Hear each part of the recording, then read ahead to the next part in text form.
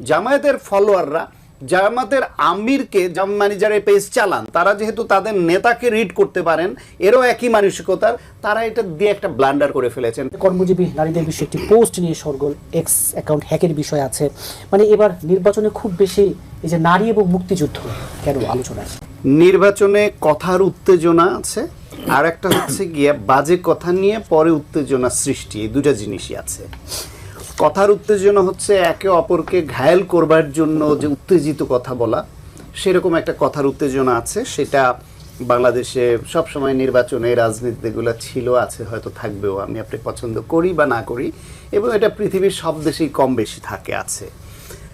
আর একটা হচ্ছে গিয়ে অসংলগ্ন, অপ্রয়োজনীয়, পশ্চাৎপদমুখী কথা বলে সেটা নিয়ে একটু উত্তেজনা তৈরি হওয়া এবং সেখান থেকে আবার সরে যাওয়া, অস্বীকার করা এবং সেটা নিয়েও আবার উত্তেজনা হওয়া, সেরকম।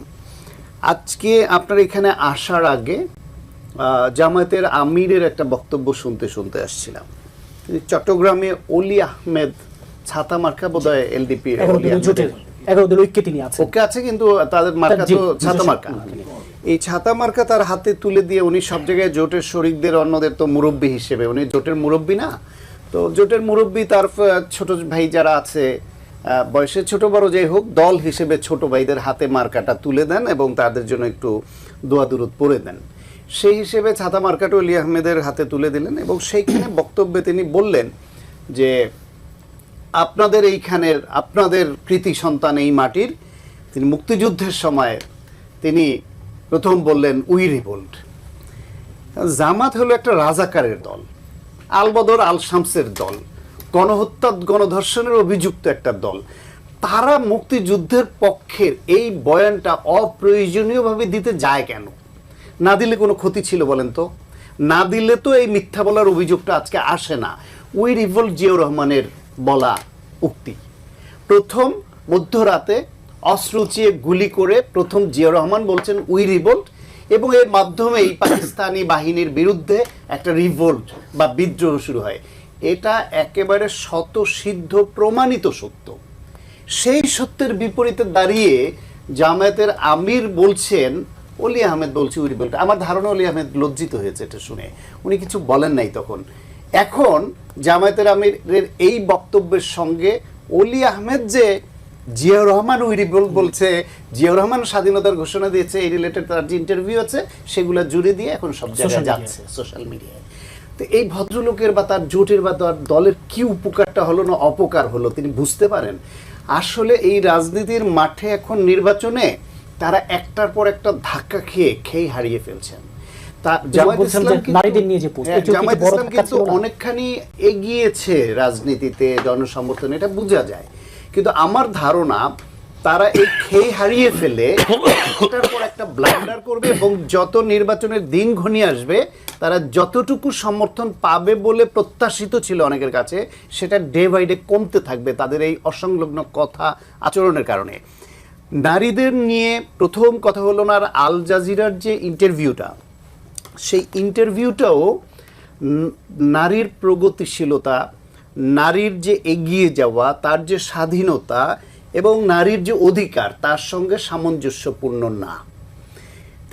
তারা ধর্মীয় রাজনীতি করেন, তাদের দৃষ্টিভঙ্গিতে সেটা করেছেন, মানলাম।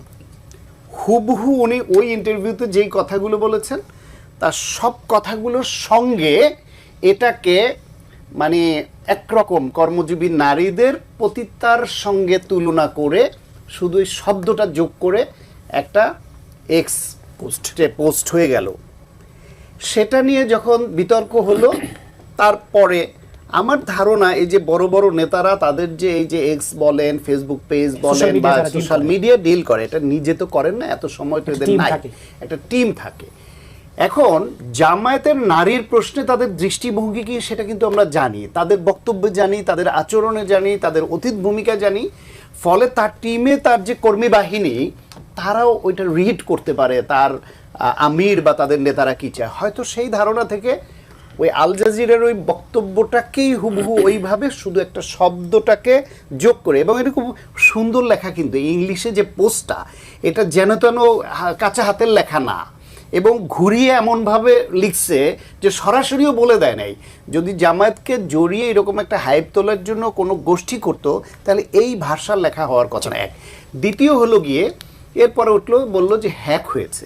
হ্যাক হওয়া নিয়ে কয়দিন ধরে প্রত্যেকেই একটা কথা বলছেন, আমার কিন্তু ফেসবুক পেজ একাধিকবার হ্যাক হয়েছে এবং সেই হ্যাক হওয়া ফেসবুক যারা উদ্ধার করে দিয়েছেন তারাও আমাকে এখন বলছেন আপনি ওটা নিয়ে পোস্ট করলেন, আপনার আইডিও তো হ্যাক হয়েছিল, আমি কত ঘন্টায় উদ্ধার করে দিয়েছিলাম। কত ঘন্টায় না, বেসিক্যালি একদিন পরে উদ্ধার করে দিয়েছিল।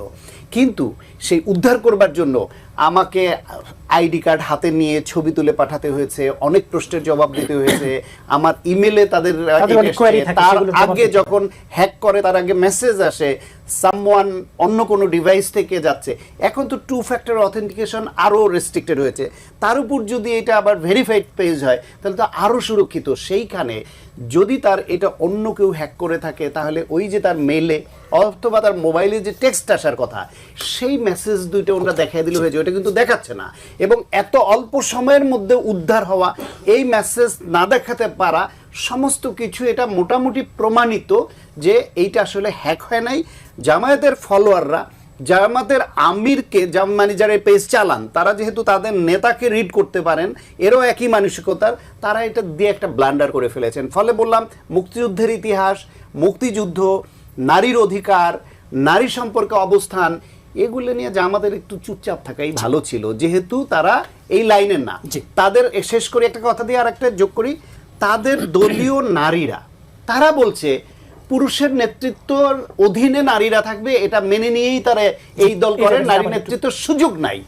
সেটা অন্যরা করতে পারেন, ওনাদের ব্রেন ওয়াশ হয়েছে, অন্যরা করতে পারেন। অন্য ধর্মের তারা কেন করবে?